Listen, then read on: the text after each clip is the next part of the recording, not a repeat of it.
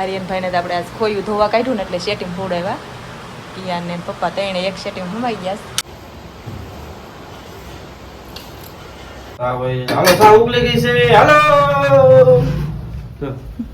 સરસ મજા નાસ્તામાં જો કે ખાલી સેવ છે અને આમાં તીખા ગાંઠિયા. આખું રસોડું લઈને બેઠી હો ભાઈ. જો હાલો વરસાદી લેવા બધું.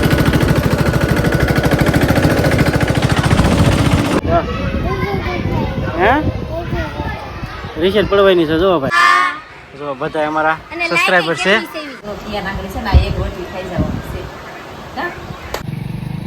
ટાટા આવજો.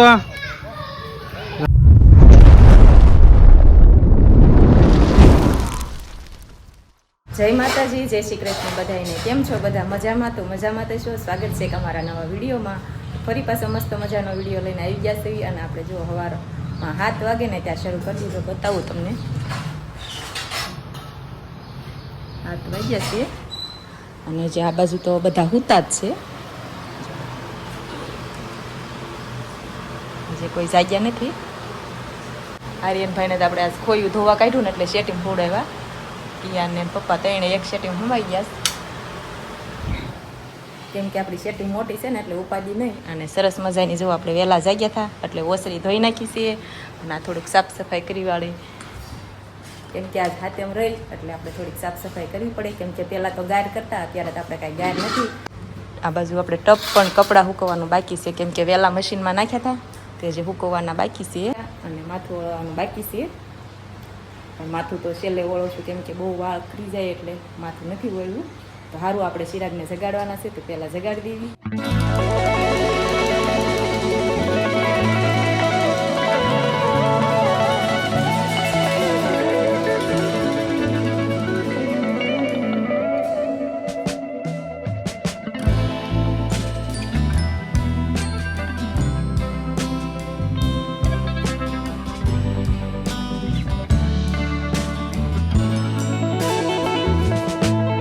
આપણે તો હાદી હાડી પહેરી હતી એટલે એમાં કાંઈ મજા ન આવી એટલે આપણે અવળી પહેરી લીધી છે અને કપડાં સૂકવી દીધા. જો આટલા બધા કપડાં હતા અને વાતાવરણ પણ વરસાદનું થયું છે.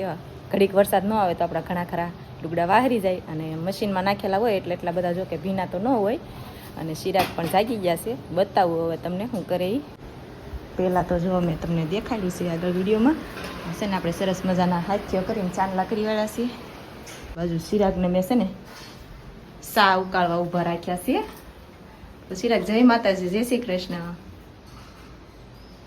બધાને પહેલા તો જય માતાજીને જય શ્રી કૃષ્ણ. મસ્ત મજાનું ગુડ મોર્નિંગ થઈ ગયું છે. સવારમાં લાગી ગયા અને મેડમે આપણને સા ઉકાળવા માટે ઊભા રાખી દીધા છે. એનું કારણ છે કે મેડમે કીધું લાવો કે ઘડીક ઊભા રહ્યો, હું એકાદી વિડીયાની કાઢી એક મારી દઉં. મેં કાંઈ વાંધો નહીં કાઢી મારતા ઘડીક આપણે જો અહીંયા સા ઉકાળવી. અને આપણે છે ને આ રસોડું ધોયું છે પણ આ ઓસરી તો સુકાઈ ગઈ પણ આ રસોડું ન સુકાય. એનું કારણ એ છે કે અહીંયા કેમ કે આપણે તેલના સાટાને એવું ઉઠતું હોય એટલે થોડુંક છે ને તેલવાળું રીઢું હોય ને એટલે અહીંયા રહોડામાં સુકાતા બહુ વાર લાગે. અને અમારા રહોડાની વાત બહુ ન કરતા તમે. ખૂણિયું છે કશી લાગે આપણે બહુ મોટું છે, જેવું નામ છે ને એવું જ નામ મોટું છે. આ મારું રસોડું નહોતું, આ તો એમ છે ને ખાલી સામાન વધારાનો મૂકવાનો હોય એનું ખૂણિયું હતું ને મેં રસોડું કરી નાખ્યું છે. અને અમારા કિયાનભાઈ હાટું શરબત બનાવ્યું છે અને આ બાજુ તો ચિરાગ ચા ઉકાળે છીએ. અને અહીંયા આપણે પણ 5 સાંડલા કરીને ચોખા મૂકી દીધા છે. કેમ કે પહેલાં તો છે ને ચૂલા વાપરતા ત્યારે તો કપાસનો કાંક સોડવો લાવીને ચૂલા મૂકતા ને એવું કરતા. અત્યારે જો કે ગેસની સુવિધા છે એટલે આપણે કાંઈ કપાસનો સોડવો કાંઈ ગોતવા જવાની જરૂર નથી. અને અમે શરબત તો કાયમ બનાવવાનું, 1 મહિનાથી કાયમ બનાવી. કેમ કે અમારા કિયાનભાઈને છે ને તાવ આવી જતો કાશી ને.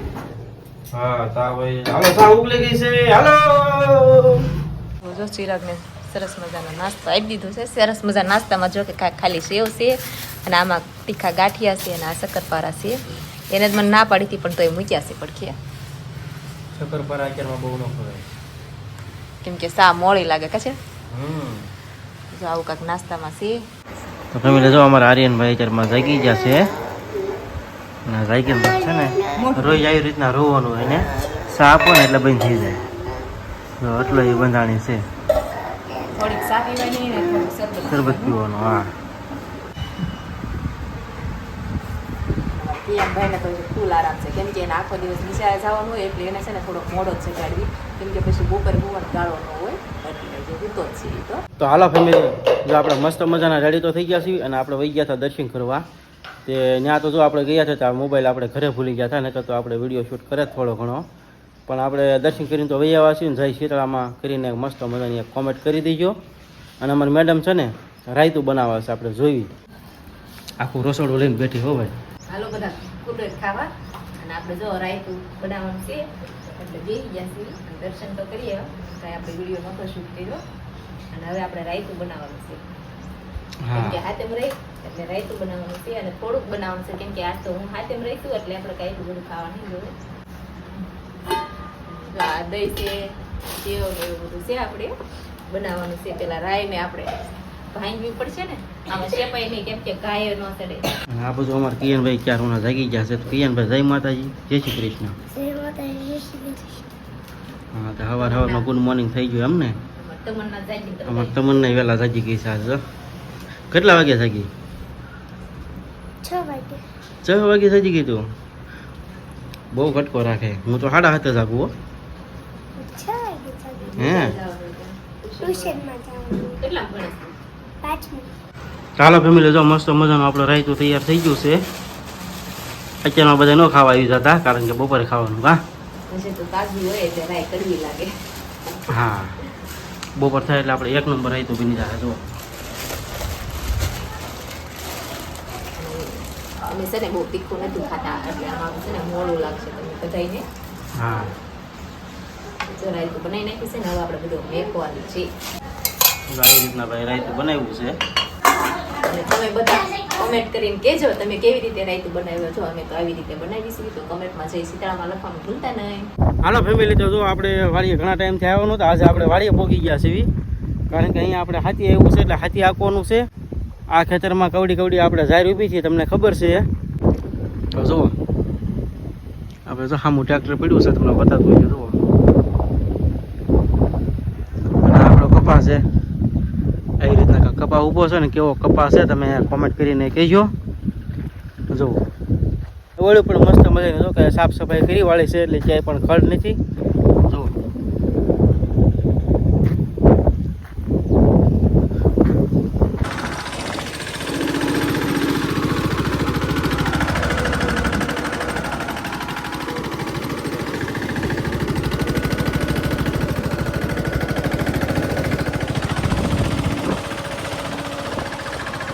આપણા ખેતરમાં જેટલી ઝાર છે બધી પડી ગઈ છે. આમ જુઓ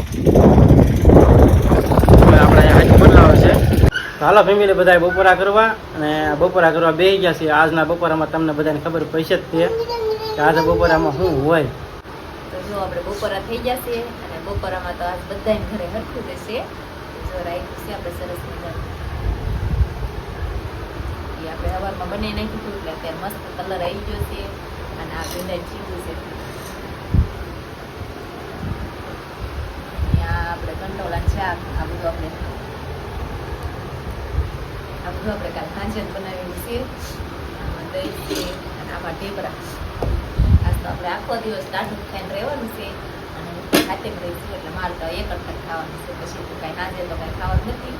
તો હાલો બધા રાયતું ને ઢેબરા ખાવા. હાલો ફેમિલી, તો આપણે બપોરા કરીને તો આપણે વી આવ્યા છે નિશાળે કારણ કે અમારે કિયાનભાઈને રિસેટ પડે ને એટલે લેવા આવવા પડે.